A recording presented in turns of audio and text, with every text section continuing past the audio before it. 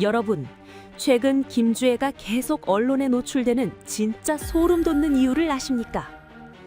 김정은의 건강이 완전히 무너지는 순간 이인자 김여정은 권력을 위해 반드시 오빠의 등에 칼을 꽂을 것입니다. 조카를 중국에 팔아넘긴 김여정의 지능적인 쿠데타부터 핵가방을 탈취한 군부의 폭동, 그리고 한미 참수부대의 평양 진압까지 김씨 일가가 피를 토하며 멸망하는 가장 현실적이고 숨막히는 시뮬레이션, 지금 당장 확인하십시오. 여러분 안녕하세요. 오늘도 찾아와 주셔서 반가워요. 구독과 좋아요 꼭 눌러주시고 또 함께 하시는 여러분의 지역을 댓글로 알려주세요. 그쪽 방향으로 감사의 절 올릴게요. 구독은 방송 만드는데 진짜 큰 힘이 되거든요. 항상 응원해 주셔서 고맙습니다. 여러분, 안녕하십니까? 지금 매서운 겨울 파도가 치는 동해안의 차가운 칼바람보다도 훨씬 더 서늘하고 끔찍한 피바람이 오늘 새벽 북한 권력의 심장부를 완벽하게 찢어놓았습니다. 흔해 빠진 첩보 영화처럼 총소리가 울리거나 요란한 비상벨이 울린 것이 아닙니다. 거대한 제국의 붕괴는 언제나 소름 끼치는 침묵 속에서 시작되는 법입니다. 새벽 5시 정각, 평양 1호 관저의 고요한 복도를 걷는 3명의 발걸음 소리만이 정막을 깨고 있었습니다. 그들은 김씨 일가의 건강만을 전담하는 호위사령부 직속 봉화진료소의 최고 2급 의료진들이었습니다. 매일 아침 5시 김정은이 후계자로 낙점한 딸 김주애의 수면 상태와 혈당, 심박수를 체크하는 것은 관저의 가장 엄격한 철칙이었습니다. 의료진이 지문 인식과 망막 스캔을 거쳐 김주애의 특별 침실 문을 열었습니다. 방 안은 완벽하게 정돈되어 있었습니다. 깨진 유리창도 어지럽혀진 가구도 없었습니다. 최고급 수입산 오리털 이불은 한치의 주름도 없이 반듯하게 개켜져 있었습니다. 하지만 그 방에 있어야 할 북한의 미래, 김주애가 흔적도 없이 증발해버린 상태였습니다. 이게 무슨... 주애 동지... 의료진의 등줄기를 타고 식은 땀이 폭포수처럼 쏟아졌습니다. 그들은 사시나무 떨듯 떨며 즉각 당직 경호 책임자를 호출했습니다. 관저 전체에 비상경계령이 하달되었지만 이상할 정도로 조용했습니다. 외부 침입을 알리는 철책선의 센서도, 열화상 카메라에도 쥐새끼 한 마리 찍히지 않았습니다. 보고를 받기 위해 급히 잠자리에서 일어난 김정은.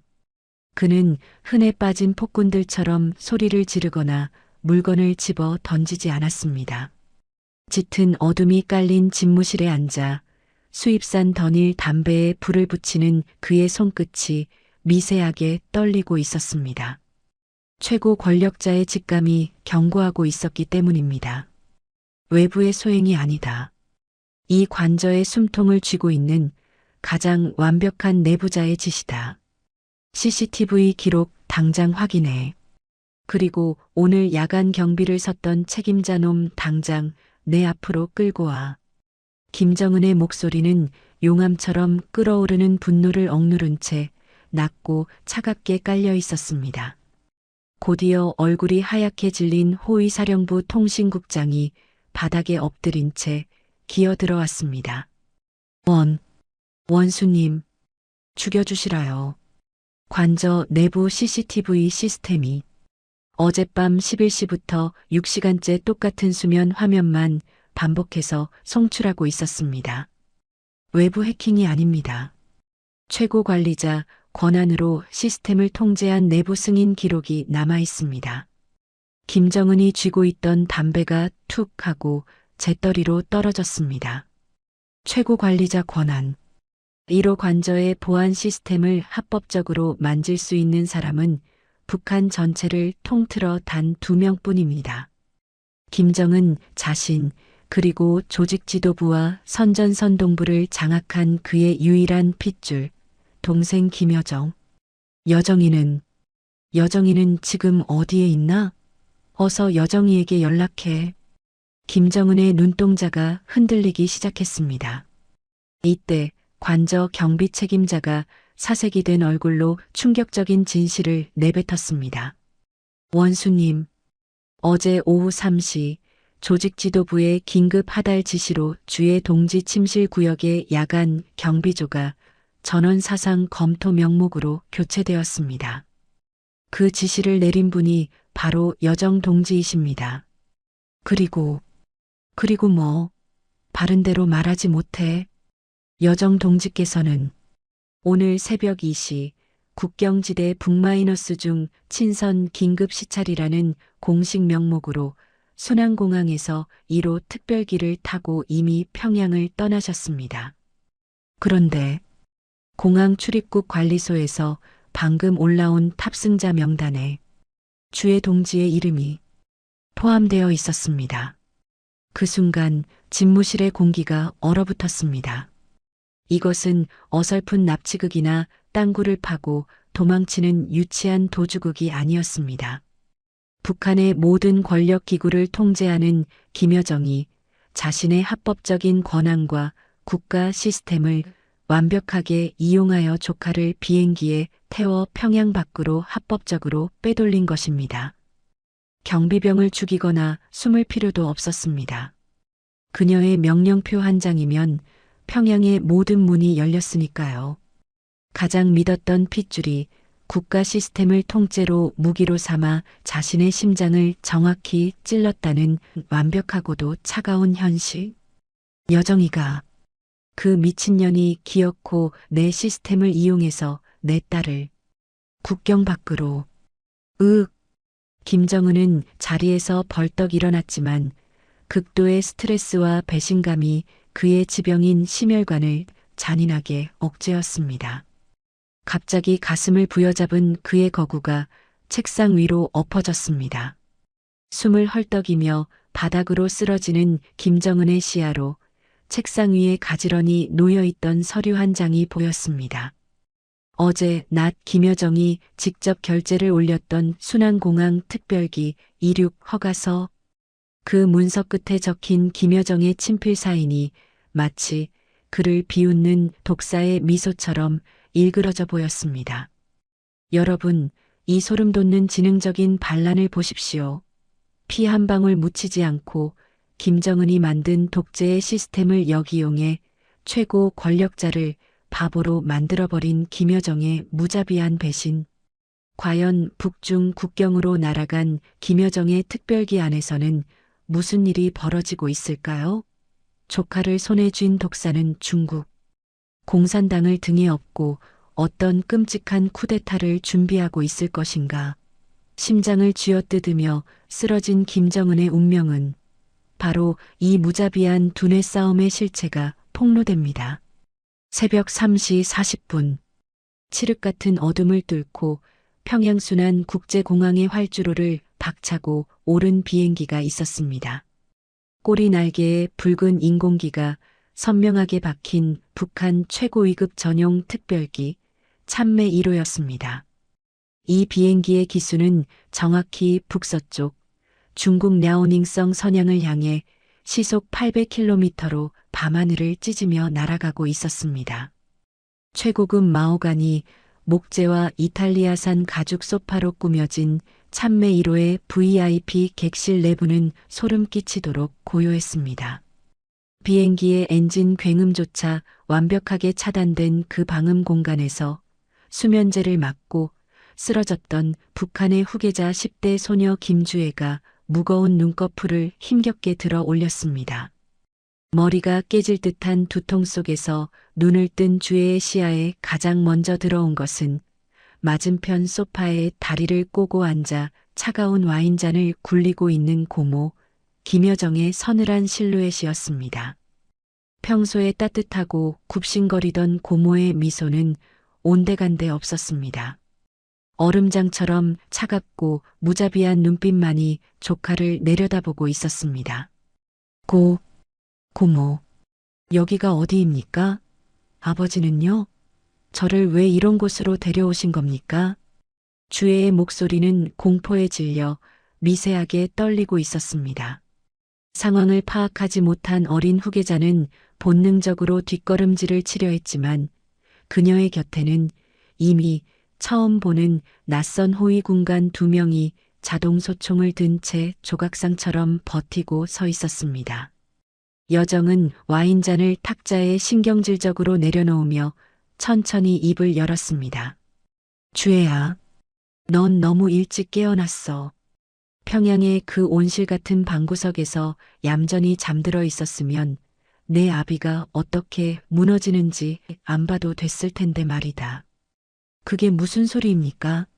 당장 비행기를 돌리시라요. 아버지가 아시면 고모는 무사하지 못할 겁니다. 당장 기장에게 평양으로 돌아가라고 명령하겠습니다. 주애가 아버지의 권력을 믿고 소리를 질렀지만 여정의 입가에는 소름 돋는 비웃음만이 번졌습니다. 여정은 자리에서 일어나 천천히 조카에게 다가갔습니다. 그리고는 주애의 턱을 거칠게 움켜쥐고 눈을 똑바로 맞췄습니다. 명령? 내가 무슨 수로 명령을 해? 넌 그저 내 아비가 앞세워 놓은 예쁜 인형일 뿐이야. 북조선의 권력이 내 아비의 뚱뚱한 몸집에서 나오는 줄 알았니? 당의 조직, 보위부의 감시망, 군부의 돈줄. 그 모든 기계를 돌리고 기름을 친 건 나야. 넌 그저 내가 깔아놓은 카펫 위를 걸으며 손이나 흔들던 어린애에 불과해. 고모 미쳤습니까? 이건 반역입니다. 최고 존엄에 대한 반역이란 말입니다. 최고 존엄? 내 아비는 병들었어. 핵무기 몇 개 끌어안고 벌벌 떨면서 매일 밤 술과 약물에 절어 사는 나약한 돼지일 뿐이야. 백두의 혈통이 언제까지 그런 반쪽짜리 지도자 밑에서 썩어 문드러져야 하니? 공화국의 명운을 쥐기 위해선 가장 차갑고 완벽한 피가 필요하다. 그리고 넌 내가 중국 공산당 놈들과 거래하기 위해 챙겨온 가장 비싼 담보물이고, 여정의 말은 칼날처럼 날카롭고 명확했습니다. 그녀는 이미 평양을 떠나기 전 중국 측 고위급 인사들과 극비리의 접촉을 마친 상태였습니다. 김정은의 건강 이상설과 판단력 상실을 명분으로 내세워 자신을 중심으로 한 새로운 친중 정권을 수립하는 대가로 북한의 모든 지하자원 채굴권과 군사기지 사용권을 넘기기로 약속한 것입니다. 그리고 그 거래의 완결을 위해 김정은이 목숨보다 아끼는 후계자 김주애를 인질로 확보한 것이었습니다. 비행기가 고도를 유지하며 국경을 넘기 직전 여정은 객실 벽면에 설치된 대형 모니터를 켰습니다. 화면에는 평양 1호 관저 집무실의 모습이 실시간으로 비치고 있었습니다. 가슴을 부여잡고 바닥을 기어다니며 고통스러워하는 김정은, 그리고 그 주변에서 어찌할 바를 몰라 허둥대는 의료진과 경호원들의 모습이 적나라하게 드러났습니다. 보렴, 저게 내가 믿던 신의 모습이다. 수마나 제대로 쉬지 못해 헐떡이는 가련한 짐승이지. 내가 명령 한마디만 내리면 저 방에 있는 산소 공급 장치는 즉시 차단될 거야. 내 아비의 생명줄은 이제 내 손가락 하나에 달려있단 뜻이지. 주애는 화면 속 아버지의 비참한 모습을 보며 비명을 질렀습니다. 하지만 여정은 무심하게 와인을 다시 채우며 창밖의 구름을 응시했습니다. 그녀의 계획은 완벽했습니다. 평양 내부의 모든 통신은 자신의 통제 하에 있었고, 군부의 주요 인사들은 이미 최고 존엄의 건강 악화에 따른 비상 통치권 이양이라는 공식 서류에 서명을 마친 상태였습니다. 그들은 이것이 반란인 줄도 모르고 합법적인 절차에 따르고 있다고 믿으며 여정의 명령을 수행하고 있었습니다. 고모, 제발 아버지라도 살려주십시오. 제가 고모가 시키는 대로 다 하겠습니다. 중국이든 어디든 가겠습니다. 그러니 제발 아버지는. 주애가 무릎을 꿇고 울며 빌었습니다. 하지만 여정의 눈은 흔들림이 없었습니다. 그녀에게 권력은 나누는 것이 아니라 쟁취하고 독식하는 것이었습니다. 백두혈통이라는 이름 아래 감춰왔던 잔혹한 본능이 드디어 폭발한 것이었습니다. 주애야, 권력은 눈물로 사는 게 아니야. 피로 씻어내는 거지. 이제 곧 선양공항에 착륙한다. 거기서 넌 중국의 보호 아래 특별 관리를 받게 될 거야. 내 아비가 죽고 내가 평양의 주인이 되는 날까지 넌 세상에서 가장 비싼 감옥에 갇히게 될 거란다. 비행기의 바퀴가 선양공항의 활주로에 닿는 둔탁한 충격음이 들려왔습니다. 평양에서는 상상도 못할 중국 무장경찰들의 삼엄한 경비 속에 참매 1호의 문이 열렸습니다. 여정은 당당하게 비행기 계단을 내려갔고 주에는 검은 천이 씌워진 채 짐짝처럼 끌려 내려갔습니다. 같은 시각 평양 집무실 바닥에서 간신히 정신을 차린 김정은. 그는 떨리는 손으로 전화기를 들었지만 수화기 너머에서는 오직 차가운 기계음만이 흘러나왔습니다. 본회선은 조직 지도부의 지시에 의해 영구 차단되었습니다. 김정은은 그제야 깨달았습니다. 자신이 만든 거대한 독재의 감옥 속에 정작 갇혀버린 것은 자기 자신이었다는 사실을 말입니다. 하늘 위에서 시작된 여정의 도발은 이제 평양과 베이징을 잇는 거대한 음모의 소용돌이로 변하고 있었습니다. 쓰러진 사자와 그 심장을 파먹으려는 독사, 그리고 그 사이에서 희생양이 된 어린 후계자. 백두혈통의 몰락은 이제 돌이킬 수 없는 파국을 향해 치닫고 있었습니다. 과연 김정은은 이 절체절명의 고립무원 상태에서 어떻게 반격을 준비할 것인가? 그리고 중국 땅의 인질로 잡힌 김주애의 운명은 어떻게 될 것인가? 시청자 여러분, 지루한 정치 싸움이나 말장난은 다 집어치우겠습니다. 피에는 피, 배신에는 완벽한 파멸만이 있을 뿐입니다. 지난 시간 조카를 납치해 중국으로 날아간 김여정의 소름 돋는 배신을 보셨습니다. 하지만 진짜 지옥은 하늘 위가 아니라 평양 지하 200m 깊숙한 곳에서 입을 벌리고 있었습니다. 70년 동안 북한 주민들의 피를 빨아먹고 군림하던 독재자 김정은이 개구리처럼 배를 바닥에 깔고 기어다니는 짐승으로 전락하는 그 통쾌하고도 처절한 현장. 지금 바로 3장을 낱낱이 공개합니다. 평양 1호 관저 지하 200m. 과거 김정일이 핵전쟁을 대비해 파놓았다는 전설의 요새, 철의 미궁. 하지만 의식을 잃었던 김정은이 눈을 뜬 곳은 안전한 지휘 통제실이 아니었습니다. 코를 찌르는 역겨운 피비린내, 뼛속까지 스며드는 차가운 냉기. 김정은의 거대한 몸집은 차가운 콘크리트 바닥에 짐짝처럼 내동댕이 쳐져 있었습니다. 그의 손목과 발목에는 굵은 쇠사슬이 채워져 있었고 화려했던 최고급 인민복은 갈기갈기 찢겨 오물이 묻어 있었습니다. 여기가 어디네? 당장 불을 켜라. 이 종갓나 새끼들 다 죽여버리겠어. 김정은이 쇠사슬을 절그럭거리며 돼지처럼 짐승의 비명을 질렀습니다. 순간 천장에 눈부신 백열등이 탁 하고 켜졌습니다. 그리고 눈앞에 펼쳐진 풍경에 김정은은 숨을 헉하고 들이마셨습니다. 벽면에는 시뻘건 핏자국이 낭자했고 천장에는 사람을 매달 때 쓰는 거대한 갈고리들이 녹슨 채 매달려 있었습니다. 그곳은 방공호가 아니었습니다. 과거 김정은이 자신의 고모부 장성택을 잔인하게 화염방사기로 태워 죽이고 수많은 충신들을 개에게 물어 뜯기게 만들었던 바로 그 비밀 처형장 66호 지하실이었습니다. 자신이 만든 도살장에 자신이 갇힌 겁니다. 원수님, 잠자리는 마음에 드십니까? 당신이 고모부 장성택의 가죽을 벗길 때 앉아있던 바로 그 자리입니다. 어둠 속에서 군화 발소리가 울리며 한 사내가 걸어 나왔습니다. 김정은의 두 눈이 공포와 경악으로 찢어질 듯 커졌습니다. 최대좌? 내 놈이 어째서 여기에? 그는 김정은의 24시간 밀착 경호를 담당하던 호위사령부 최정예 타격대장 최강철이었습니다. 김정은이 밥을 먹을 때 먼저 기미를 보고 잠을 잘 때 문 앞을 지키던 가장 충직한 사냥개. 그 사냥개의 손에는 김정은이 하사했던 금장 권총이 들려 있었습니다.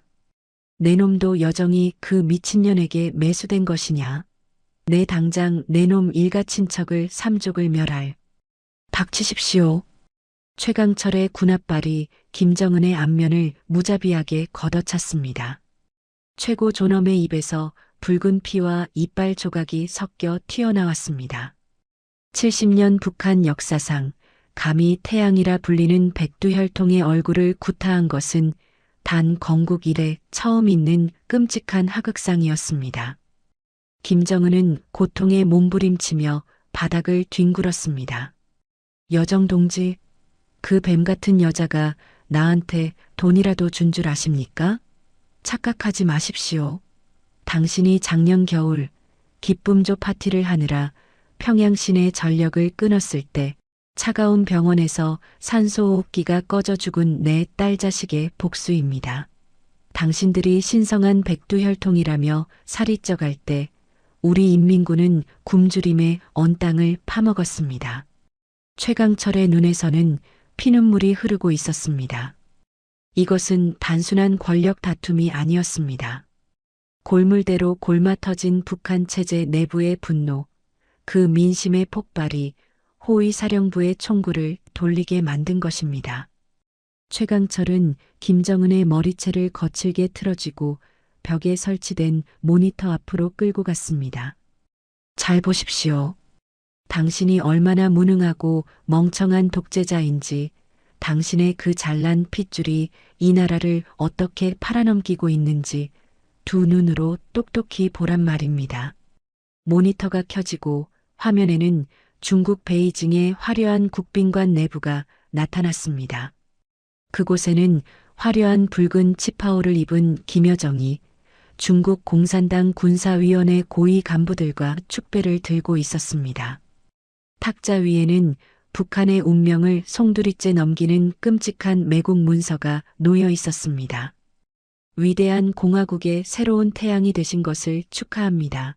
여정 동지. 약속하신 대로 평안북도와 함경북도의 군사 통제권, 그리고 백두산 일대의 히토류 독점 채굴권을 우리 중국에 넘기신다면 내일 아침 즉시 압록강을 넘어 조명록 특수부대를 평양으로 진격시키겠습니다. 물론입니다. 오라비의 숨통이 끊어지는 즉시 공화국의 북쪽 영토는 영원히 중국의 형제로서 봉사할 것입니다. 화면 속 김여정은 서슴없이 북한의 영토와 주권을 중국에 팔아넘기는 서명란에 도장을 찍고 있었습니다. 자신의 조카인 주애를 담보로 잡고 오빠를 죽이기 위해 수십만 명의 중국 군대를 평양으로 끌어들이는 극악무도한 짓을 저지른 것입니다. 그 광경을 본 김정은은 쇠사슬에 묶인 채 발작하듯 소리를 질렀습니다. 안 돼. 여정이 이 짐승만도 못한 년, 수령님이 세운 공화국을 짱깨놈들에게 팔아넘기다니. 최대좌, 당장 내 수갑을 풀어라.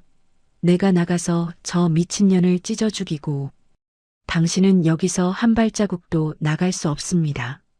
당신의 역할은 이제 끝났습니다. 여정 동지가 중국 군대를 끌고 오기 전에 우리는 당신의 목을 쳐서 광화문, 아니 평양 김일성 광장에 매달 것입니다. 그것이 우리 인민이 살 길입니다. 최강철이 권총의 장전 손잡이를 찰칵 당기고 김정은의 미간을 겨누었습니다. 김정은은 극도의 공포의 바지에 오줌을 지리며 살려달라고 애원했습니다. 70대 어르신 시청자 여러분, 이 얼마나 통쾌합니까? 수백만의 피를 묻힌 독재자가 한낱 부하의 총구 앞에서 개처럼 목숨을 구걸하는 이 비참한 꼬라지를 보십시오. 바로 그 순간이었습니다. 지하 요새 전체가 폭격을 맞은 듯 쿠구궁 하고 거대하게 진동했습니다. 천장에서 시멘트 가루가 폭포수처럼 쏟아져 내리고 처형장의 두꺼운 철문이 외부의 강력한 대전차 로켓포에 맞아 엿가락처럼 휘어지며 박살났습니다. 흙먼지를 뚫고 방독면을 쓴 수십 명의 무장 병력이 지하실로 쏟아져 들어왔습니다. 전원 사살하라. 위대한 원수님을 보호하라. 최강철과 반란군들이 미처 총을 쏘기도 전에 압도적인 화력을 앞세운 정체불명의 부대가 지하실을 핏빛으로 물들였습니다. 총격전은 단 30초 만에 끝났습니다. 최강철은 온몸에 총알이 박힌 채 피를 토하며 쓰러졌습니다. 먼지구름 사이로 화약 냄새를 풍기며 걸어 들어오는 한 늙은 군인. 가슴에 수십 개의 훈장을 달고 있는 그는 과거 김정은이 늙고 병들었다며 일선에서 쫓아냈던 전 인민무력부장 박명길이었습니다. 박 장군, 자네가 나를 살리러 왔는가? 오, 역시 구간이 명간이야. 당장 내 수갑을 풀고 저 배신자 새끼들의 일가족을 모조리 수용소로 쳐넣어라. 김정은은 살았다는 환희에 차소리치며 박 장군을 향해 기어갔습니다. 하지만 박 장군은 차가운 눈빛으로 바닥에 엎드린 김정은을 내려다볼 뿐 수갑을 풀어주지 않았습니다. 원수님, 저희 노병들이 목숨을 걸고 이 지하까지 뚫고 내려온 것은 당신의 목숨을 구하기 위함이 아닙니다. 뭐라고? 그게 무슨 소리네? 박 장군은 부하들에게 턱짓을 했습니다. 특수부대원들이 김정은을 짓밟고 그의 허리춤을 뒤지기 시작했습니다. 그들이 찾고 있던 것은 단 하나, 김정은이 24시간 몸에서 떼어놓지 않던 검은색 티타늄 가방. 바로 북한의 모든 대륙간 탄도 미사일과 핵무기를 발사할 수 있는 핵가방이었습니다. 찾았습니다, 장군님. 부하가 핵가방을 들어 올리자 박 장군의 입가에 잔인한 미소가 번졌습니다. 여정 동지가 중국 군대를 끌고 평양으로 오고 있다는 소식은 잘 들었습니다.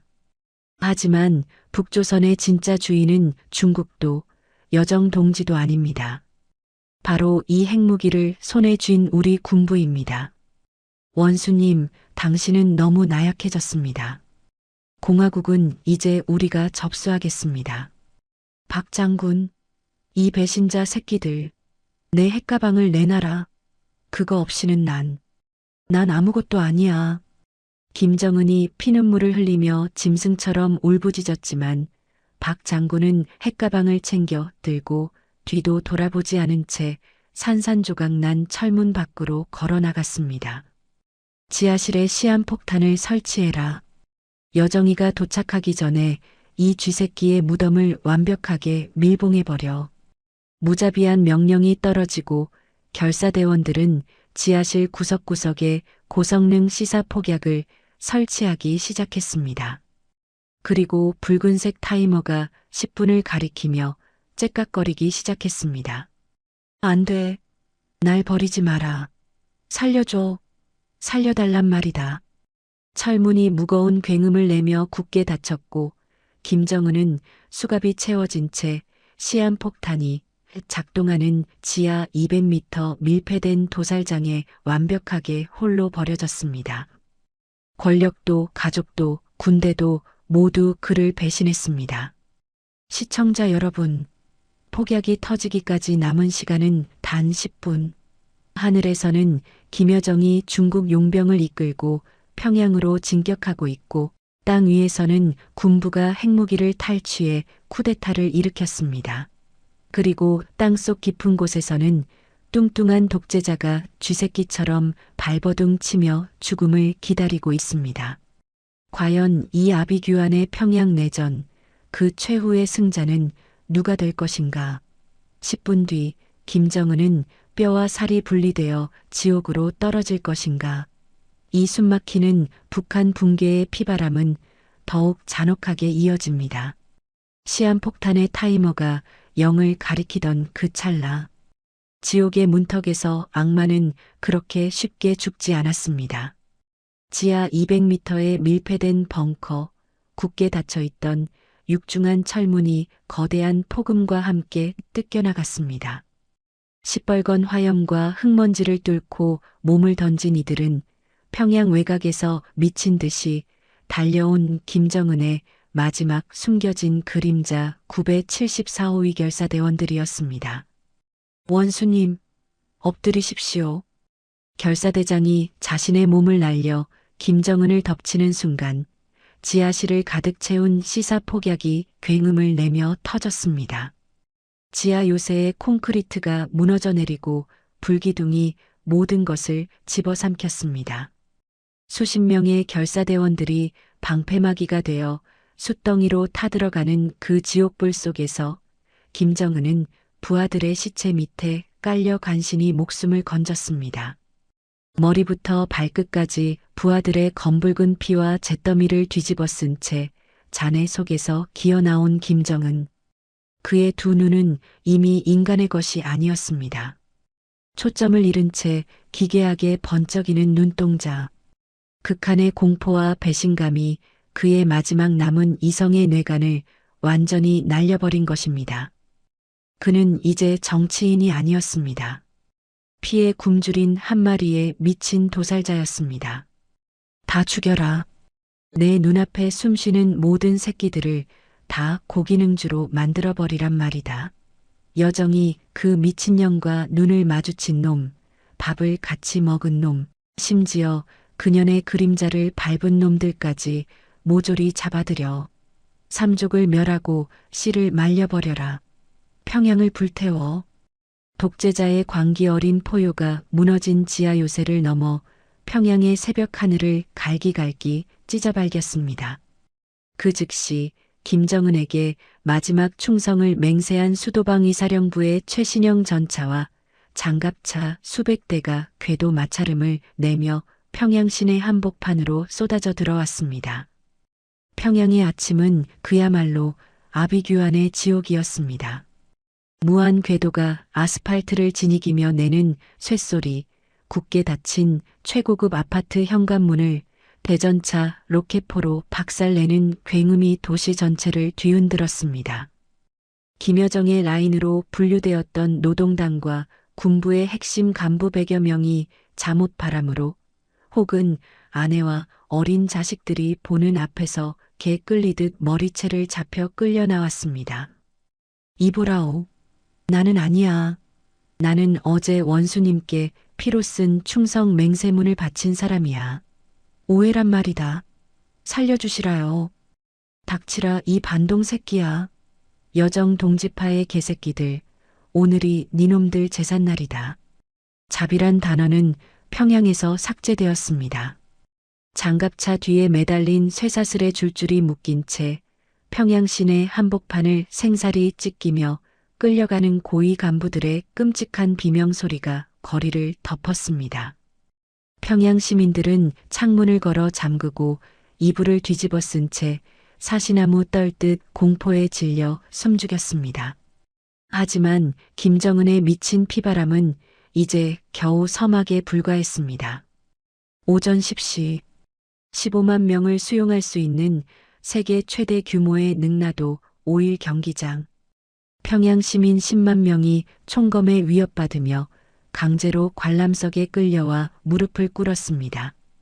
그리고 텅 빈 잔디밭 한가운데에는 50개의 거대한 쇠기둥이 둥그렇게 세워져 있었습니다.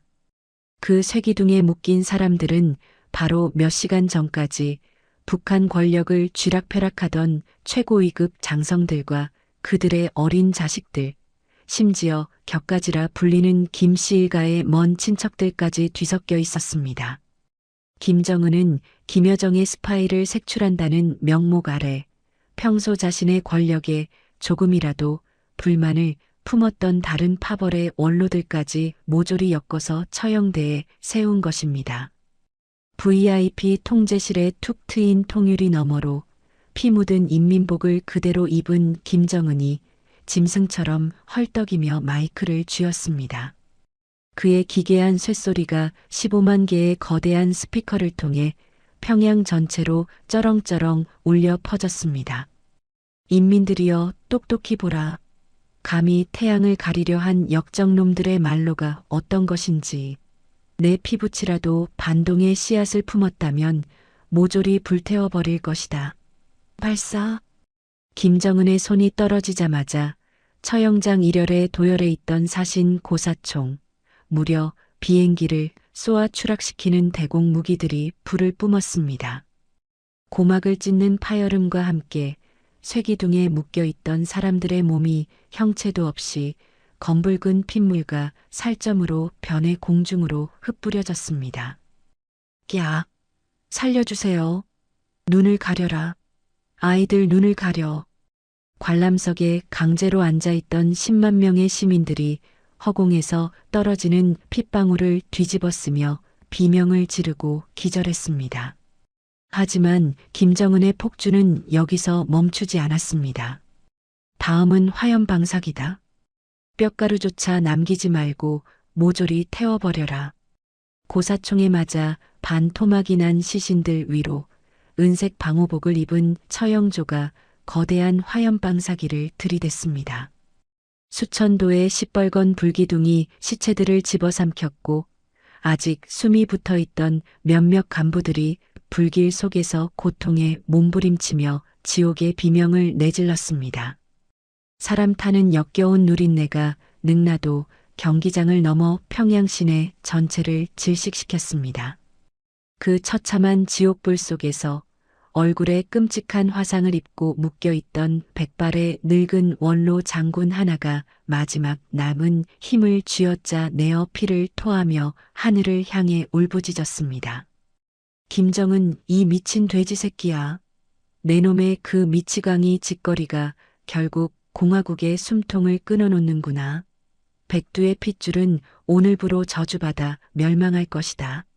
북조선은 이제 끝났다. 그의 마지막 저주는 시뻘건 화염 속으로 흔적도 없이 타들어갔습니다. 하지만 그 단말마의 외침은 관람석에 있던 10만 평양 시민들의 뇌리에 벼락처럼 내리꽂혔습니다. 절대 권력에 대한 맹목적인 공포가 체제 붕괴에 대한 확신으로 바뀌는 역사적인 순간이었습니다. 그날 오후 평양 시내를 가로지르는 대동강은 처형장에서 씻겨 내려온 핏물로 붉게 물들어 버렸습니다. 그런데 말입니다. 이 모든 끔찍한 대학살극을 1000km 떨어진 중국 선양의 비밀 안가에서 숨죽여 지켜보고 있는 소녀가 있었습니다. 바로 김여정에게 인질로 끌려간 딸 김주혜였습니다. 대형 스크린을 통해 아버지가 사람들을 산채로 불태워 죽이는 처참한 생중계를 지켜보던 10대 소녀 김주혜. 그녀는 바닥에 주저앉아 하얗게 질린 얼굴로 오열하고 있었습니다. 자신이 우상처럼 존경했던 아버지가 사실은 얼마나 끔찍한 살인마인지, 그리고 자신이 물려받으려 했던 그 권력의 실체가 얼마나 역겨운 피비린내로 진동하는지를 두 눈으로 똑똑히 목격해버린 것입니다. 아버지, 제발 멈추시라요. 저건 사람이 할 짓이 아닙니다. 우리 가족은 괴물입니다. 딸이 낯선 이국 땅에서 공포와 절망에 빠져 오열하고 있을 때 평양의 피비린내 나는 숙청극은 절정을 향해 치닫고 있었습니다. 피에 젖은 능라도 경기장 VIP 통제실. 학살의 쾌감에 취해 거친 숨을 몰아쉬던 김정은이 광기 어린 미소를 지으며 뒤를 돌았습니다. 하지만 바로 그 순간, 방금 전까지 김정은의 옆에서 충성을 맹세하며 이 무자비한 처형식을 직접 지휘했던 최측근 군부 서열 1위 총정치국장이 한치의 흔들림도 없는 차가운 눈빛으로 천천히, 아주 천천히 허리춤에서 권총을 빼들었습니다. 그리고 장전된 총구를 정확히 김정은의 뒤통수를 향해 정조준했습니다. 통제실의 무거운 공기가 얼어붙었습니다. 독재자의 뒤통수를 겨눈 총정치국장의 방아쇠에 손가락이 걸리는 그 찰나의 순간, 탕! 귀를 찢는 끔찍한 총성이 능라도 경기장 VIP 통제실을 울렸습니다. 독재자의 머리통이 날아갔을까요? 아닙니다. 피를 뿜고 바닥으로 처박힌 것은 김정은이 아니라 환풍구 틈새에 숨어 김정은의 미간을 노리던 암살자였습니다. 총정치국장은 배신자가 아니었습니다. 끝까지 폭군의 목숨을 연장시킨 가장 잔혹한 사냥개였던 겁니다. 암살자의 이마에 구멍을 낸 총정치국장이 다급하게 외쳤습니다. 원수님, 피하십시오. 평양의 여정동지의 암살조가 수백 명 깔렸습니다. 당장 벙커로 가셔야 합니다. 하지만 시청자 여러분, 진짜 숨막히는 사투는 피바람 부는 평양 시내가 아니었습니다. 같은 시각 평양에서 무려 600km 떨어진 북마이너스 중 국경지대 양강도 해산시의 칠흑 같은 압록강 편. 먹구름이 달빛마저 완벽하게 집어삼킨 폭우 속에서 3명의 건장한 사내가 거대한 이민 가방을 질질 끌며 진흙탕을 기어가고 있었습니다. 검은 우비로 온몸을 가린 그들의 정체는 김여정이 평양에서부터 극비리에 빼돌린 최정예 인간명기, 특수작전 대원들. 그들이 목숨을 걸고 지키는 저 흑투성이 트렁크 안에는 바로 중국 공산당에 넘겨질 최고의 인질, 김주애가 들어있었습니다.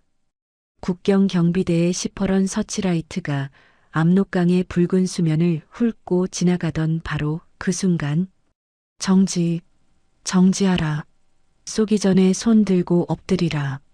어둠 속에서 갈대밭에 매복하고 있던 국경 경비대 10여 명이 AK 보총의 안전장치를 풀며 포위망을 좁혀왔습니다. 숨막히는 대치 상황. 특수부대 조장이 은밀히 품속에서 묵직한 금괴 새 덩어리를 꺼내 들었습니다. 뇌물로 입을 막고 국경을 넘으려는 수작이었죠. 하지만 피와 돈에 굶주린 경비대원들의 눈빛이 야차처럼 번뜩였습니다. 금괴는 우리가 거두겠다. 그 가방 열어. 밀수품인지 반동분자 새끼인지 내 눈으로 확인해야 쓰갔어. 경비대장이 서늘한 총검으로 거대한 트렁크의 지퍼를 거칠게 찢어발기는 그 찰나의 순간, 다 죽여버려. 특수부대원의 검은 우비 속에서 소음기가 장착된 기관단총이 불을 뿜었습니다. 압록강의 정막을 완전히 박살내는 끔찍한 총격전. 빗발치는 시뻘건 예광탄이 밤하늘을 대낮처럼 밝히고 수류탄이 연쇄적으로 터지며 흙먼지와 핏물이 사방으로 솟구쳤습니다. 단 10초 만에 경비대원들의 몸이 벌집이 되어 차가운 압록강 강물로 고기점처럼 처박혔습니다. 하지만 이 아비규환의 난장판 속에서 총탄에 맞아 너덜너덜해진 트렁크 뚜껑이 열렸습니다. 그리고 그 안에서 진흙탕으로 굴러떨어진 형체를 본 생존자들의 눈이 경악으로 찢어질 듯 커졌습니다. 입에 재갈이 물리고 청테이프로 온몸이 칭칭 감겨있는 10대 소녀. 주의 동지. 아니 백두의 핏줄이 왜 이 쓰레기 가방 속에. 그런데 말입니다. 테이프가 뜯겨나간 소녀의 입에서 터져나온 것은 공포에 질린 비명이 아니었습니다. 그것은 기괴하고 소름 끼치는 광기의 웃음소리였습니다. 깔깔깔. 멍청한 새끼들. 내가 그 존엄한 돼지 새끼 딸년으로 보이네. 진짜 주의 동지는 이미 2시간 전에 중국으로 넘어갔다. 서치라이트 불빛에 비친 소녀의 얼굴에는 핏자국 사이로 끔찍하게 꿰맨 성형수술의 흉터가 선명하게 남아 있었습니다. 그렇습니다. 김여정은 평양의 추격자들을 따돌리기 위해 주애와 키, 체형이 완벽하게 똑같은 고아 소녀들을 잡아다 얼굴을 똑같이 뜯어고쳐 인간 방패로 사방에 뿌려놓은 것입니다. 오직 권력을 향한 야욕을 위해 어린 소녀들의 얼굴마저 칼로 난도질한 독사의 끔찍한 기만전술. 가짜주에는 미친 듯이 웃어대다 몸에 남아있던 총상으로 피를 토하며 그 자리에서 즉사했습니다. 그 시각 평양의 깊은 지하 벙커, 암살의 위기를 넘기고 헐떡이며 지휘 통제실의 가죽의자에 주저앉은 김정은은 국경지대의 이 참담한 조롱을 아직 모르고 있었습니다. 심장을 부여잡고 숨을 고르던 김정은의 눈앞에 갑자기 켜져 있던 조선중앙TV의 정규 방송이 기괴한 기계음과 함께 지지직거리며 끊겼습니다. 그리고 대형 화면을 가득 채운 것은 칠흑 같은 검은 상복을 입고 눈물을 뚝뚝 흘리는 북한의 간판 아나운서의 모습이었습니다. 전체 인민들과 인민군 장병들에게 비통한 심정으로 알립니다. 조선노동당의 고귀한 샛별 백두의 핏줄이신 주의 동지께서 오늘 새벽 급성 신부전증으로 말미암아 애석하게도 서거하셨습니다. 이게 대체 무슨 귀신 신나락 까먹는 소리입니까? 인질로 끌려간 자신의 딸이, 그것도 새파랗게 어린 딸이 심장병으로 죽었다니요. 저게 무슨 소리네? 누가 방송국을 통째로 장악한 기야. 당장 송출을 끊어. 그 입구멍을 찢어버리란 말이야. 완전히 이성을 상실한 김정은이 무거운 쇳덩이 의자를 집어 던져 수천만 원짜리 대형 TV 스크린을 산산조각 냈습니다. 쨍그랑 유리가 박살나는 굉음과 함께 김정은은 그 자리에 엎어져 자신의 머리카락을 쥐어뜯으며 짐승처럼 울부짖었습니다. 김여정은 조카를 빼돌린 것도 모자라 북한 전역의 방송망을 완전히 해킹해 가짜부고 뉴스를 터뜨린 겁니다. 후계자가 허망하게 죽었다는 속보에 북한 전역의 군부와 민심은 걷잡을 수 없는 공포와 패닉에 빠져들기 시작했습니다. 철저하게 계산된 독사의 완벽한 심리전 앞에 최고 존엄의 권력은 한낱 종이 쪼가리로 전락해버린 것입니다. 다시 칠흑 같은 압록강 국경. 강물은 시체들의 피로 붉게 떡져 있고 가짜 주애의 시신에는 차가운 빗물이 쏟아지고 있었습니다. 그리고 강 건너편 짙은 안개가 깔린 중국 단둥의 흙바닥 위로 눈을 뜰 수 없을 만큼 강렬한 헤드라이트가 켜졌습니다. 어둠 속에서 시동을 켠 채 대기하고 있던 최고급 검은색 마이바흐. 육중한 차 문이 열리고 발목까지 내려오는 화려한 명품 밍크 코트를 입은 한 여자가 날카로운 하이힐을 신고 천천히 흙바닥으로 걸어 나왔습니다. 입가에 시뻘건 립스틱을 짙게 바르고 강 건너 불타오르는 평양의 밤하늘을 조롱하듯 응시하는 그녀. 바로 김여정이었습니다. 오라버니, 그깟 가짜뉴스 하나에 그렇게 벌벌 떨면 어떡해. 장례식 준비는 잘 되어가? 진짜 지옥은 내일 아침부터 쏟아질 텐데 말이야. 여정의 서늘한 입꼬리가 올라가는 순간 그녀의 등 뒤로 짙은 안개가 걷히기 시작했습니다. 그리고 그 뒤편에는 수만 명의 붉은 깃발을 든 중국 무장병력과 장갑차들이 어둠 속에서 유령처럼 도열해 있었습니다. 중국의 거대 자본과 군대를 등에 업은 독사가 드디어 평양의 숨통을 끊기 위해 압록강을 넘으려 하고 있습니다. 과연 절망에 빠진 폭군 김정은은 이 압도적인 절체절명의 위기에서 어떻게 반격을 준비할 것인가? 김여정이 중국과 맺은 소름 돋는 매국 거래의 끔찍한 실체와 인질로 잡힌 진짜 김주애가 목숨을 걸고 시도하는 기적 같은 탈출극이 펼쳐집니다. 압록강의 핏빛 안개가 채 걷히기도 전 카메라는 북한을 넘어 거대한 붉은 자본의 심장부 중국 베이징으로 향합니다. 절대 권력을 훔친 독사 김여정이 도착한 곳은 베이징 외곽의 삼엄한 철통 경비를 자랑하는 초호화 비밀 안가였습니다. 눈이 부실 정도로 화려한 황금빛 샹들리에 아래 최고급 자사오에 담긴 수천만 원짜리 보이차가 뜨거운 김을 뿜어내고 있었습니다. 그 찻잔을 마주하고 앉은 두 사람. 화려한 붉은 치파오를 입고 다리를 꼰 김여정, 그리고 맞은편에는 중국 공산당 최고위층의 비호 아래 아시아의 검은 돈을 주무르는 거대 흑사회 보스이자 가림자 실세인 왕 회장이 탐욕스러운 미소를 짓고 있었습니다. 여정 동지, 공화국의 샛별이 직접 이 누추한 곳까지 오시다니 영광이요. 그래, 오라비의 숨통을 끊어줄 쿠데타 자금으로 수억 달러의 비자금과 우리 흑사회의 최정예 용병 부대를 원한다고 들었소. 하지만 세상에 공짜는 없는 법 아니겠소? 왕 회장의 능글맞은 목소리에 김여정은 한치의 흔들림도 없이 품에서 묵직한 서류 뭉치를 꺼내 탁자 위로 던졌습니다. 그 서류의 겉면에는 북한의 국장과 함께 1급 국가기밀이라는 붉은 도장이 선명하게 찍혀 있었습니다. 함경북도 길주부터 양강도 백두산 일대까지 공화국 영토에 묻혀 있는 3천조 원 규모의 히토류 광산 독점 채굴권, 그리고 나선 특별시의 항구 연구 사용권입니다. 이 문서를 드리지요.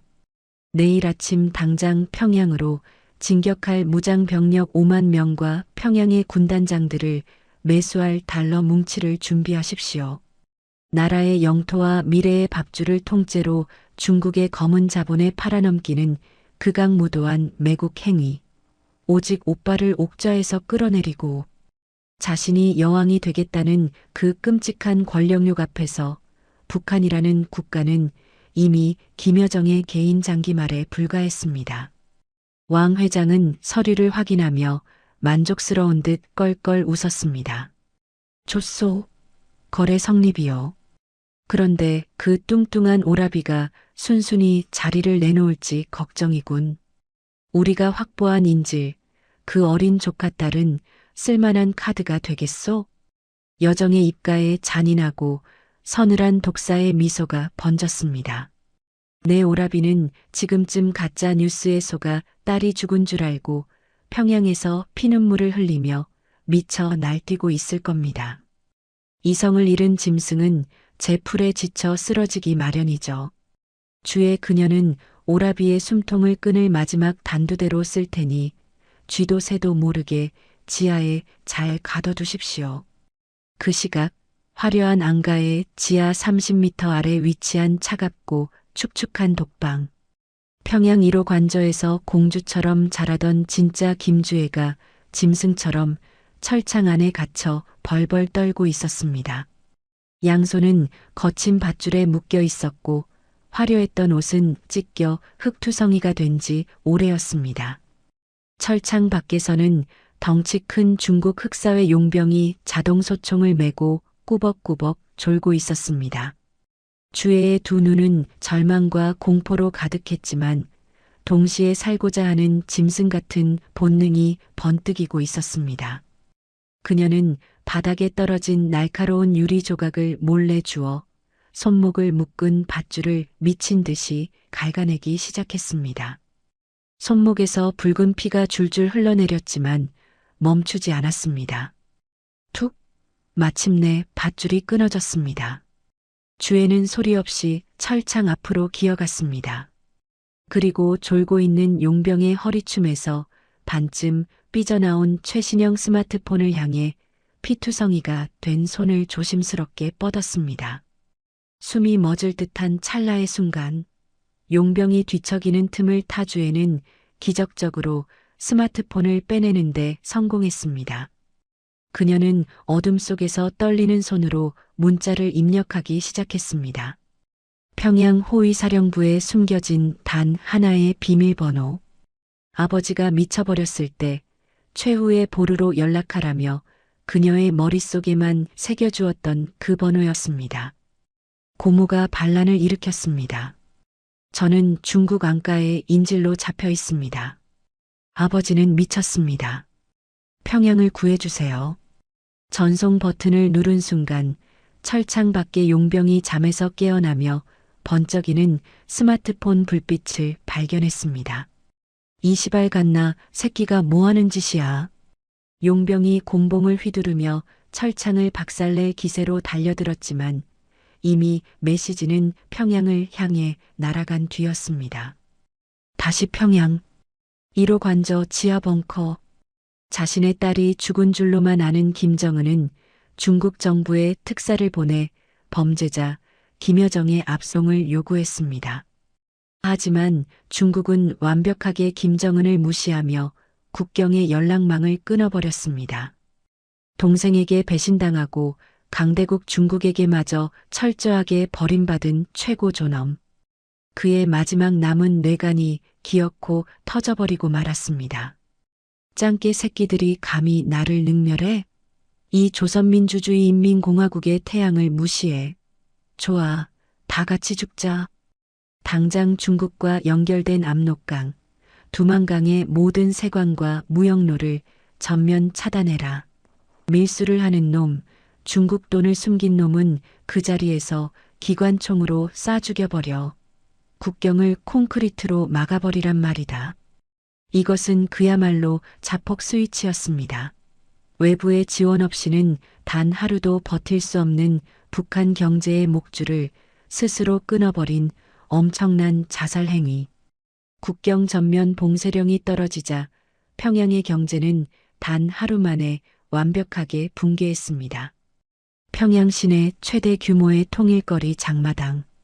쌀 1kg의 가격이 순식간에 100배로 폭등했고 굶주림에 눈이 뒤집힌 수만 명의 평양 시민들이 드디어 이성을 잃고 들고 일어났습니다. 어차피 굶어 죽으나 총 맞아 죽으나 매한가지다. 보이부 놈들의 초소를 박살내라. 쌀을 내놓으란 말이다. 폭도화된 시민들이 강목과 쇠파이프를 들고 보이성 초소에 불을 지르기 시작했습니다. 시뻘건 화염이 평양 시내 곳곳에서 솟아올랐고 폭동을 진압하려는 인민군의 총성이 장마당을 피바다로 만들었습니다. 나라 전체가 통제 불능의 지옥불로 타들어가는 그 끔찍한 절망의 순간 베이징의 안가에서 이 아비규환을 여유롭게 지켜보던 김여정은 천천히 암호화된 위성 전화를 집어들었습니다. 수신자는 평양 외곽을 포위하고 있는 세계 군단의 군단장들, 모두 김여정이 달러 뭉치로 매수해둔 반란군의 수괴들이었습니다. 평양의 민심은 이미 폭군을 벌였다. 더 이상 기다릴 이유가 없다. 디데이는 바로 오늘 밤이다. 1호 관저로 진격해 미친 돼지의 목을 따라. 새로운 공화국의 아침은 우리가 연다. 무자비한 진격 명령이 하달되었습니다. 이제 평양은 수십만 명의 정규군이 서로에게 총구를 겨누는 끔찍한 내전의 도마 위에 올랐습니다. 그런데 바로 그때 평양 1호 관저에서 수 킬로미터 떨어진 평양 방어사령부 지하의 가장 깊고 은밀한 비밀 통제실, 아무도 찾지 않는 그 먼지 쌓인 낡은 전화기의 액정이 기괴한 진동과 함께 번쩍였습니다. 발신자 제한 번호로 들어온 단 한 통의 문자 메시지. 중국 지하 감옥에서 김주애가 목숨을 걸고 보낸 바로 그 구조 신호였습니다. 어둠 속에서 가죽 장갑을 낀 거친 손이 그 전화기를 집어들었습니다. 액정 불빛에 비친 남자의 얼굴. 그는 김정은의 호위사령관도 반란군도 아니었습니다. 그는 바로 10년 전 김정은에 의해 독살당한 줄로만 알았던 백두혈통의 진짜 장자. 암살을 피해 수술로 얼굴을 바꾸고 평양 지하에 쥐새끼처럼 숨어 복수의 칼날을 갈아오던 김정은의 가장 끔찍한 라이벌이었습니다. 드디어 하늘이 나에게 평양을 되찾을 기회를 주었구나. 짐승들의 잔치를 끝낼 시간이다. 남자가 서랍에서 육중한 장교용 권총을 꺼내며 찰칵 하고 장전하는 소리가 지하실에 울려 퍼졌습니다. 시청자 여러분, 이게 대체 어떻게 된 일입니까? 북한을 팔아먹으려는 독사 김여정, 미쳐버린 폭군 김정은, 그리고 죽음의 문턱에서 살아 돌아온 진짜 백두혈통의 은둔 세력까지 평양의 심장부를 차지하기 위한 세 마리 괴물들의 숨막히는 삼파전이 드디어 폭발합니다. 과연 내일 밤 평양 시내 한복판에서 벌어질 탱크와 장갑차의 핏빛 시가전, 그 압도적인 쿠데타 디데이의 끔찍한 결과는 어떻게 될 것인가? 스마트폰 액정의 파르스름한 불빛에 드러난 남자의 얼굴. 그의 정체는 죽은 줄로만 알았던 백두혈통의 진짜 장자, 마카오에서 독극물 테러를 당해 비참하게 최후를 맞이한 줄 알았던 김정남의 숨겨진 그림자, 혹은 권력에서 철저히 밀려나 미치광이 음악가 행세를 하며 목숨을 부지해 온 둘째 형 김정철이었습니다. 10년이 넘는 세월 동안 일렉 기타를 튕기며 권력에 관심 없는 바보 행세를 했던 그가 먼지 쌓인 지하 무기고에서 서늘한 빛을 뿜어내는 소음 기관단총을 꺼내 들었습니다. 내 조카를 짐승들의 아가리에서 빼내오고 이 더러운 피의 잔치를 오늘 밤 내 손으로 끝내겠다. 출정하라. 그의 짧은 명령과 함께 어둠 속에서 오직 이 복수의 날만을 기다려온 최정의 비밀 게릴라 부대 흑호의 대원들이 눈빛을 번뜩이며 무기를 장전했습니다. 운명의 쿠데타 디데이. 하늘에선 마치 평양의 죄악을 씻어내리려는 듯 구멍이 뚫린 것처럼 억수 같은 폭우가 쏟아지고 있었습니다. 천둥과 번개가 내리칠 때마다 북한 정권의 심장부, 평양 시내는 창백하게 번쩍였습니다. 평양 외곽 수십만 명의 병력이 빗속에 집결했습니다. 김여정이 살포한 천문학적인 달러 뭉치에 매수된 반란군 세계 군단이 거대한 전차의 포신을 평양 시내를 향해 정조준했습니다. 진격하라. 미친 돼지의 모가지를 따는 자에게 평양 시내 최고급 아파트를 한 채씩 주겠다. 반란군 지휘관의 악에 바친 포효와 함께 평양 방어선을 지키는 수도방위사령부와의 전면전이 폭발했습니다. 쾅! 콱쾅! 평양 시내 한복판에서 대전차 로켓포가 터지고 수십 층짜리 려명거리의 고층 아파트들이 뼈대만 남긴 채 굉음을 내며 무너져 내렸습니다. 잠을 자던 평양 시민들은 피투성이가 된 채 비명을 지르며 방공으로 달아났지만 빗발치는 포탄 쇄도 앞에 평양은 말 그대로 아비규환의 생지옥이었습니다. 아스팔트 바닥은 빗물과 사람의 핏물이 섞여 시뻘건 강을 이루며 흘렀습니다. 한편 포탄의 진동이 고스란히 전해지는 지하 1호 벙커. 김정은은 CCTV 모니터로 불타는 평양 시내를 지켜보며 기괴한 웃음을 터뜨렸습니다. 완전히 이성을 상실한 독재자의 입가에 하얀 거품이 맺혀 있었습니다. 그래, 다 죽어라. 감히 나를 배신해? 이 공화국이 내 것이 안 될 바엔 평양 전체를 가루로 만들어주마. 아무도 살려두지 않겠어. 김정은은 떨리는 손으로 항상 곁에 두던 검은색 티타늄 가방, 핵무기 발사 가방을 열어젖혔습니다. 눈이 뒤집힌 폭군이 핵 발사 코드를 미친 듯이 입력하고 붉은색 최후의 버튼을 향해 주먹을 높이 치켜들었습니다. 평양 시내 한복판에 전술핵을 투하해라. 저 반역자 새끼들과 함께 지옥불에서 산화해버릴 것이다. 쾅! 김정은이 온 힘을 다해 붉은 버튼을 내리쳤습니다. 그런데 삐, 아무런 진동도 경고음도 울리지 않았습니다. 화면의 발사 카운트다운은 미동조차 하지 않았습니다. 당황한 김정은이 헉헉거리며 가방의 내부 패널을 뜯어낸 순간 그의 심장이 바닥으로 쿵 떨어졌습니다. 핵발사 스위치와 연결된 핵심 전선 다발이 아주 깔끔하게 칼로 도려낸 듯 싹둑 잘려나가 있었던 것입니다. 아, 아니야. 이럴 순 없어.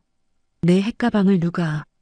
가장 완벽하게 밀착 경호하던 내 놈들 중에 누가 내 생명줄을 끊어놓은 기야. 자신이 가장 믿었던 누군가가 이미 오래전에 핵가방을 고철 덩어리로 만들어 놓았다는 사실. 절대 권력의 상징이 휴지 조각이 된 순간 김정은은 짐승처럼 바닥을 뒹굴며 피눈물을 쏟아냈습니다. 그 시각 평양 북쪽 외곽의 어두운 고속도로. 중국 흑사회 용병들이 김주애를 결박해 태운 호송 장갑차가 빗물을 튀기며 평양을 향해 질주하고 있었습니다.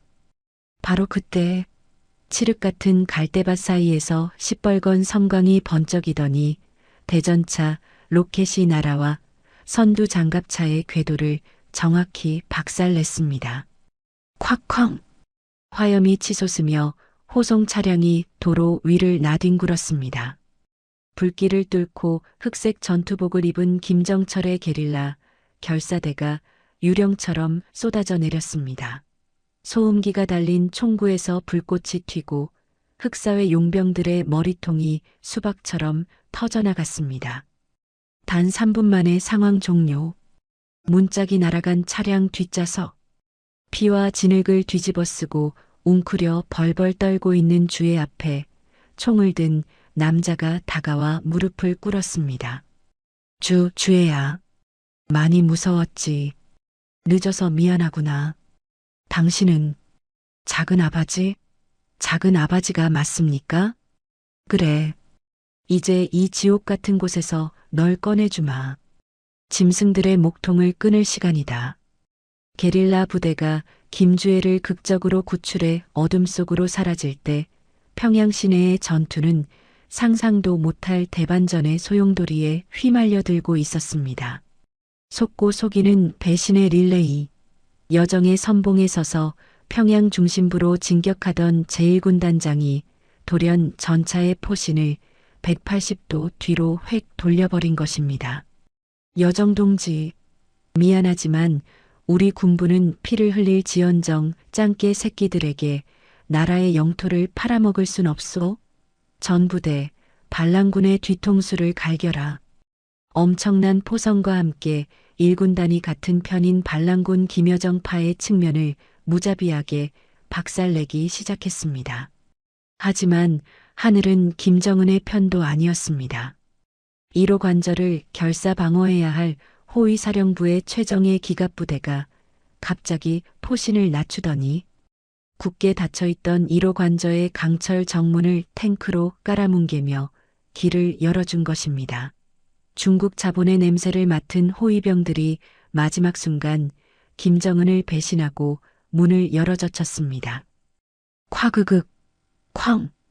그 끔찍한 혼돈과 핏빛 폭우 속에서 평양의 심장부에 서 있던 김시일과 우상화의 최고 상징, 170m 높이의 주체사 장탑 꼭대기에 대전차 포탄이 정통으로 꽂혔습니다.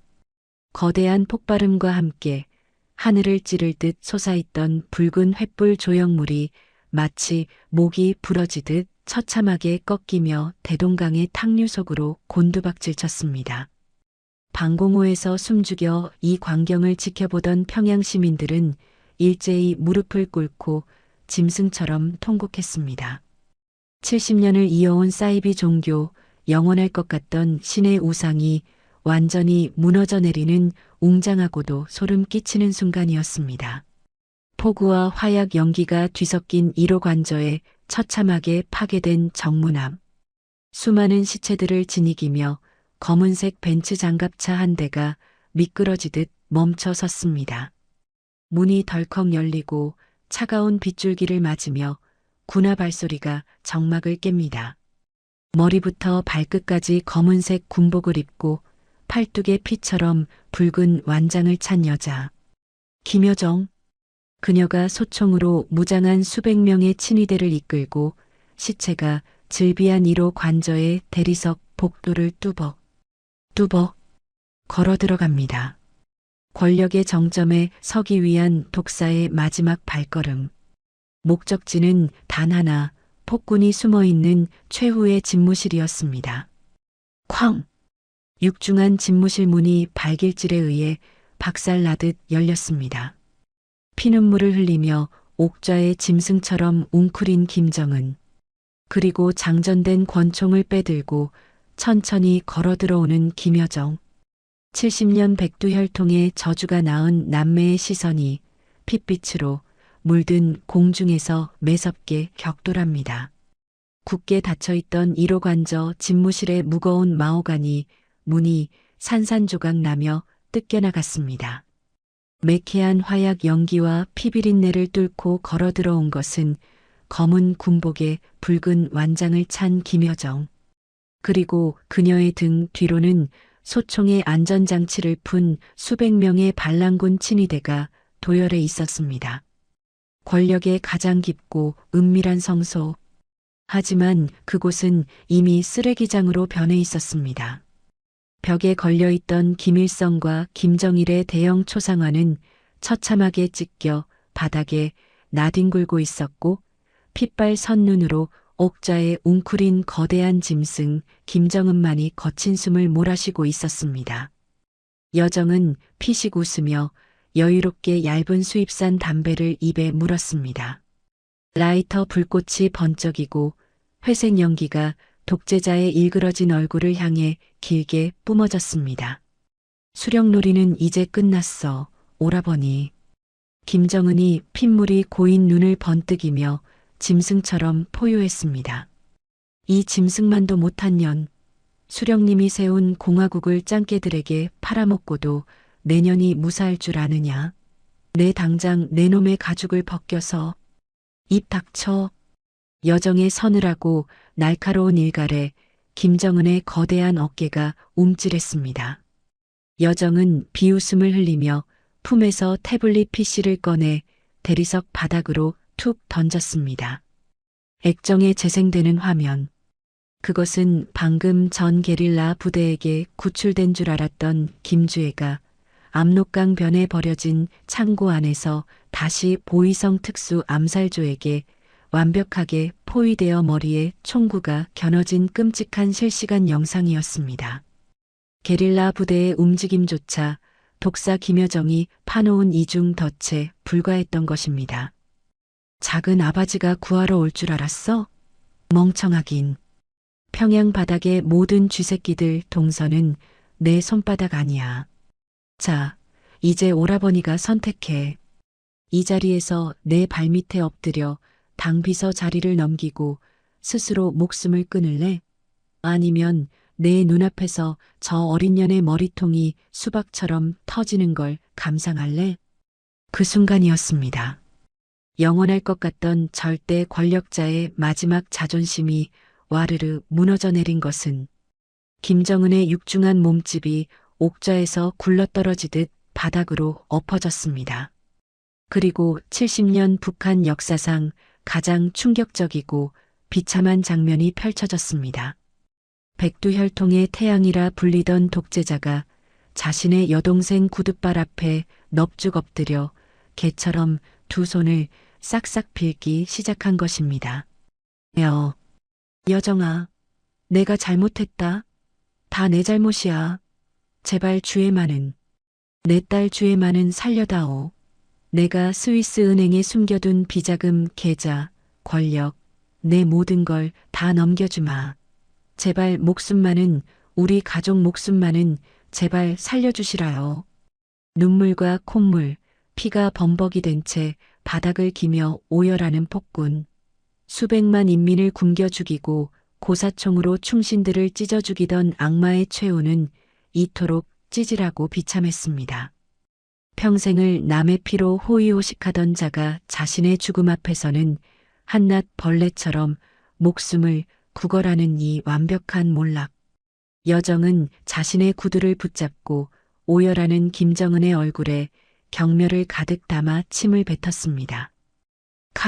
퇴. 더러운 돼지 새끼. 지옥에 가서 아바지한테 전해. 진짜 백두의 여왕은 바로 나 김여정이라고. 찰칵. 여정이 장교용 권총의 공치사를 당기고 바닥에 엎드린 오빠의 넓은 뒤통수를 향해 정확히 총구를 겨누었습니다. 독사의 방아쇠가 당겨지려는 찰나 쨍그랑 귀를 찢는 유리 파차름과 함께 1호 관저 집무실의 방탄 유리창 전체가 대전차 폭탄에 맞은 듯 일제히 박살났습니다. 그리고 천장과 창문을 뚫고 수십 개의 검은 원통들이 바닥으로 쏟아져 내렸습니다. 섬광탄이다. 눈 가려. 콱쾅. 삐익.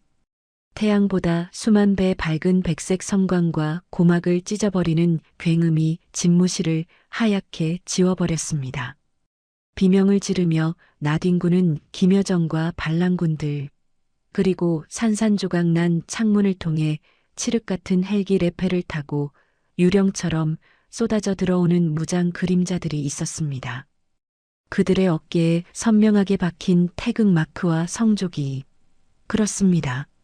혼비백산한 평양의 내전 상황을 완벽하게 틈타 한미연합 특수작전부대, 전설의 참수부대가 북한 권력의 최심장부를 정격급습한 것입니다. 무기 버려. 손 들고 엎드려. 저항하는 자는 그 자리에서 사살한다. 한국어와 영어가 뒤섞인 압도적인 제압. 특수부대원들의 소총에서 뿜어져 나온 수백 개의 붉은 레이저 포인터가 바닥에 쓰러진 김여정의 미간과 심장을 핏빛으로 물들였습니다.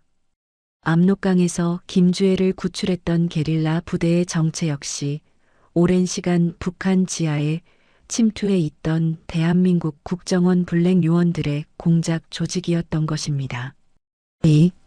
이게 무슨, 어떻게 남조선 괴뢰군 새끼들이 평양 한복판에 도끼 어린 비명을 지르며 권총을 들어 올리려던 김여정. 하지만 한국 특수부대원의 개머리판이 그녀의 턱을 무자비하게 가격했고 북한의 모든 것을 쥐고 흔들려던 독사의 양손에는 차갑고 묵직한 대한민국 경찰의 은빛 수갑이 채워졌습니다. 철컥, 그리고 방 한 구석. 섬광탄의 충격 속에 옥좌 밑으로 기어들어간 김정은의 모습이 보였습니다. 특수부대원이 총구를 겨누고 다가가 그의 목덜미를 짚었습니다. 하지만 김정은은 두 눈을 튀어나올 듯 부릅뜬 채 입가에 하얀 거품을 물고 이미 숨을 거둔 상태였습니다. 총에 맞은 것이 아니었습니다. 동생의 소름 끼치는 배신, 권력의 붕괴, 그리고 하늘에서 쏟아진 연합군의 급습. 그 상상조차 못한 극도의 공포와 스트레스가 뚱뚱한 독재자의 병든 심장을 그 자리에서 완벽하게 파열시켜버린 것입니다. 수십 년간 핏물로 쌓아 올린 폭군의 최후치고는 너무나도 허망하고 초라한 심장마비 쇼크사였습니다. 다음 날 아침, 거짓말처럼 폭우가 거친 평양의 맑은 하늘 위로 기적 같은 광경이 펼쳐졌습니다. 평양 시민들의 숨통을 조이던 만수대 언덕의 거대한 김일성, 김정일 동상, 그 악마의 우상목에 굵은 강철 밧줄이 걸렸고 굉음을 내는 한국군의 군안 전차가 밧줄을 무자비하게 잡아당겼습니다. 우르르르컹. 70년간 신으로 군림하던 거대한 청동 괴물이 두 동강이 나며 평양 바닥에 처박혀 산산조각이 났습니다. 방공호에서 기어나온 수십만 명의 평양 시민들이 그 믿기지 않는 광경을 멍하니 바라보다 이내 땅을 치며 만세를 부르고 통곡하기 시작했습니다. 찢어진 인공기가 불태워진 1호 관저의 옥상 위로 자랑스러운 대한민국의 태극기가 눈부신 아침 햇살을 받으며 펄럭이고 있었습니다. 국정원 요원들의 보호를 받으며 무사히 구출된 김주애는 서울로 향하는 블랙호크 헬기 안에서 창밖으로 펄럭이는 태극기를 보며 태어나 처음으로 공포가 아닌 자유의 눈물을 흘렸습니다. 길고 길었던 백두혈통의 끔찍한 저주가 마침내 자유 대한민국 주도의 통일로 완벽하게 박살나는 웅장하고 감격스러운 순간이었습니다. 하지만 시청자 여러분, 이야기는 여기서 끝나지 않았습니다.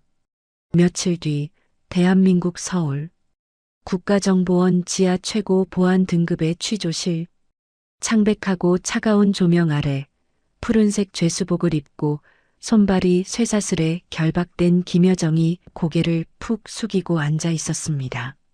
맞은편에 앉은 국정원 수석 수사관이 서류를 넘기며 차가운 목소리로 신문을 시작했습니다. 김여정, 당신을 따르던 반란 세력은 모두 소탕되었고 북한 정권은 공식적으로 소멸했다. 잔당들이 평양 외곽에 숨겨둔 생화학 무기의 위치를 풀어라. 그것이 당신이 살 수 있는 유일한 길이다. 그 순간 미동도 없던 김여정의 좁은 어깨가 기괴하게 들썩이기 시작했습니다. 크크크, 흐하하. 발작 같은 미친 웃음소리가 취조실의 무거운 정막을 소름 끼치게 찢어발겼습니다. 여정이 천천히 고개를 들어 수사관을 노려보았습니다. 헝클어진 머리카락 사이로 드러난 초점 없는 눈동자에는 여전히 세상을 집어삼킬 듯한 끔찍한 도끼가 시퍼렇게 이글거리고 있었습니다. 남조선 놈들, 내가 다 끝난 것 같지? 피 한 방울 안 흘리고 통일이 된 것 같아서 기뻐 죽겠지? 그녀의 서늘하고 기괴한 속삭임에 수사관의 표정이 딱딱하게 굳어버렸습니다. 진짜 폭탄은 아직 평양 지하 가장 깊고 어두운 곳에서 타이머가 돌아가고 있어. 내 멍청한 오라비조차 존재를 몰랐던 그 괴물이 눈을 뜨면 서울은 불바다가 아니라 뼈가루만 흩날리는 잿더미가 될 거야. 기대해. 그녀의 얼굴 위로 기괴한 붉은빛이 번쩍이며 여정의 소름 돋는 웃음소리가 취조실의 차가운 벽면을 타고 메아리처럼 끝없이 울려 퍼졌습니다. 오디오본 영상은 가상 재구성을 포함한 팩션 오디오북입니다. 사실과 다를 수 있으며 안보 경각심을 위한 창작물임을 밝힙니다. 함께 해주셔서 고마워요. 다음에도 또 만나요.